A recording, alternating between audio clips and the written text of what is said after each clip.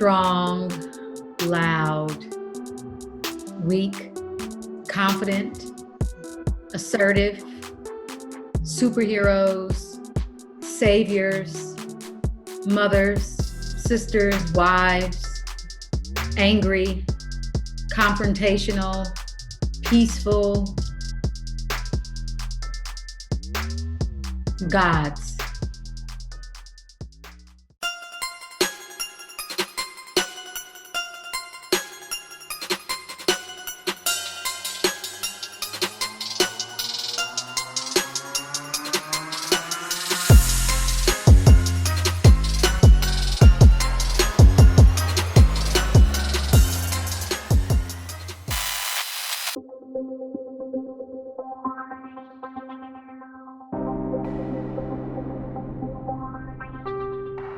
When I first heard about Megan Thee Stallion getting shot in both of her feet, I was definitely shocked. It was horrifying to see the video footage of her even struggling to walk and the way that the cops were treating her and telling her to do certain things. Like, this woman just got shot in her feet. But then when she didn't talk about it, which is her right to not talk about anything when she's not ready, people started attacking her. She had to prove that she got shot. And it's like, guys, like, this is ridiculous. If this would have happened to a white woman, oh my God, this would have been like a full-on investigation. People would have been feeling so bad for her. They would have been like and I do think that, like, the black woman, like she said, is definitely unprotected. People got jokes, you know, people have memes when something happens to a black woman. It's never like we're human beings. My name is Symone Sanders. I am a senior advisor for the Biden for President campaign. I used to be a commentator on CNN, and while I was on television one morning, before folks had their Cocoa Puffs, y'all, people hadn't even had breakfast, it was early. I'm on with a gentleman named Ken Cuccinelli, who is the former Attorney General of Virginia, now currently works in the Trump administration. We're talking about Charlottesville, the aftermath of Charlottesville. We're going back and forth. He is interrupting me. I am interrupting him. And at one point, he tells me to shut up. And can I finish, Symone? Will you just shut up for a minute and let me finish? Pardon me, sir. You don't get to tell me to shut up on national television. So there, I think we can all identify, unfortunately, okay, many women, okay, especially many black women, many women of color, just people, period. We have all had that shut up moment. Maybe no one has given you the actual shut up, but you have had the proverbial shut up.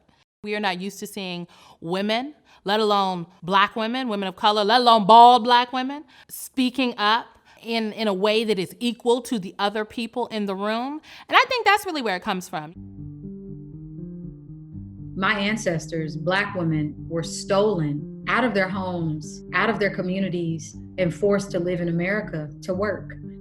They didn't take slaves. They took human beings who were doctors, who were lawyers, community organizers, authors, musicians. They took activists, genius, brilliant minds. What is important is that we continue to control our own narratives. We continue to walk in our agency, walk in our sexuality, walk in our liberation. And a lot of it can be internal, struggle with just people talking about our hair. Is it too straight? Is it too nappy? I feel like the black women spend a significant amount of time trying to get out of stereotypes of who and what black women should be.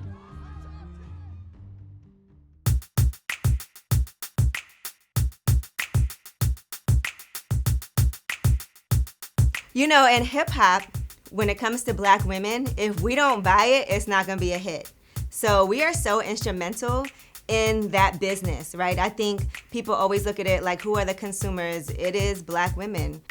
I think that sometimes when it comes, in particular when it comes to hip hop, we get degraded so much in the music that we don't even feel like we deserve more than that. The onus has to be on the men though. Like, men have to really be champions to say, okay, what are we putting out there about our black women? And they have to really step up to the plate and do that too.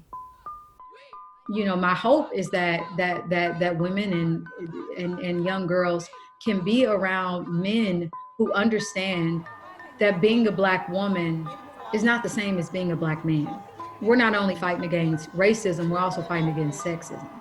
And men in general, they benefit from the patriarchy. So be an accomplice to a Black woman.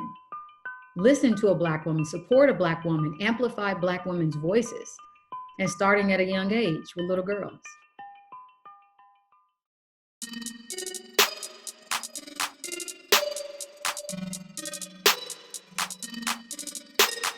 People act like when it comes to police brutality, it happens to Black men, and that it doesn't happen to Black women, where the truth is a history of that happened to Black women. They have this whole campaign, Say Her Name, and it's all about Black women who have died at the hands of police brutality or suffered from police brutality.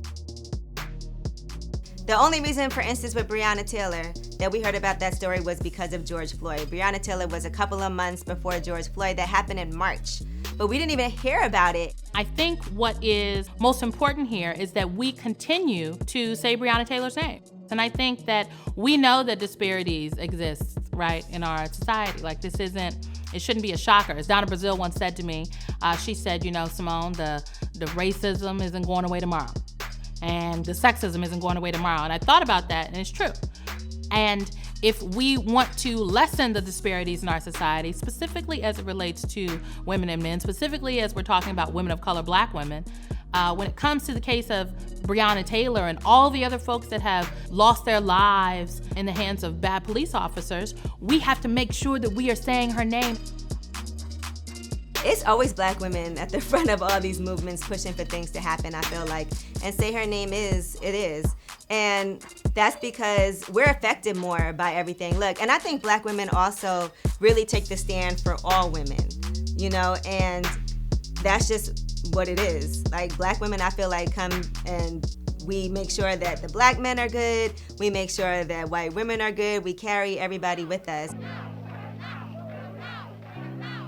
Black women care about this country in a way that they probably shouldn't because of the amount of disrespect that Black women receive, but we care about it on another level. We want to see the love that we have for this country at the forefront of our leadership.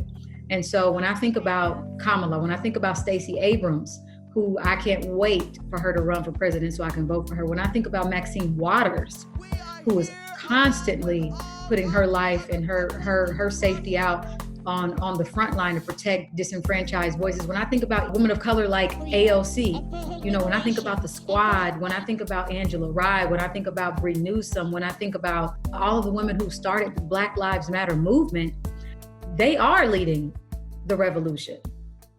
They are leading the revolution.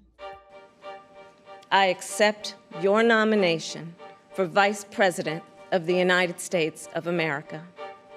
Joe Biden always says that this is an inflection point. And there have been many inflection points throughout the course of the history of this country. And in this inflection point, so many things are happening. I don't want to call it it's not an emergence, because to be clear, Black women have been a part and key to politics for years. So this is not an emergence. What I believe that this is this is finally the rest of, the political apparatus and the media coming around to the power and prowess of Black women in politics. I'm really excited that Kamala Harris is going to be the next VP, the first ever Black woman, the first ever Asian woman vice president in this country. I think that's going to be amazing. It made me really feel a lot more energized because, listen, I'm not going to lie, I'm still voting for Joe Biden, but that definitely helped me out. That's somebody that I want the younger generation to say, I could be president one day, or I could be in that position one day. That is such a huge deal because we've never had that to look up to.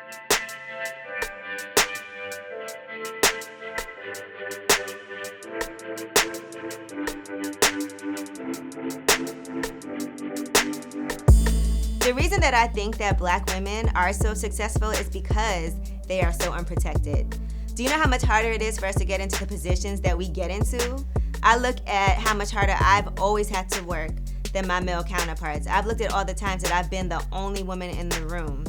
And I've looked at how much more effort I've always had to make, how much more I get people telling me, oh, you only got here because of this, or you only got this position because of that. I've looked at myself having to protect my reputation all the time. That's why we're successful, because we have to fight for everything that we got, and we are not giving up. I look like this intentionally, okay? Okay, I look like this very intentionally. I am very well aware, I am not tall, light-skinned, skinny, with long hair, okay? That is just not that isn't what the Lord gave me. When I did my first internship in DC, I'll tell you, they told me that people only wore suits. They did this, they did that. I don't do that. Being my authentic self does not mean that I'm not knowledgeable. It doesn't mean I haven't done my homework. It doesn't mean that I don't come prepared and ready. My nails have nothing to do with my ability to give you a chilling analysis or put together a very good roundtable. Absolutely nothing. The disenfranchisement of Black people in America is by design written into the actual DNA of this country. The reason why I said yes to doing Antebellum was because this movie is centered around the Black woman. Mommy, why was that man so angry? Oh, baby, that is a really great question. This film highlights what it is like for a Black woman to carry the burden of dismantling white supremacy, systemic racism, systemic oppression on their backs every single day. And I think that there needs to be a global spotlight on that, because I think this world owes Black women so much. And at the very least, Black women are owed peace.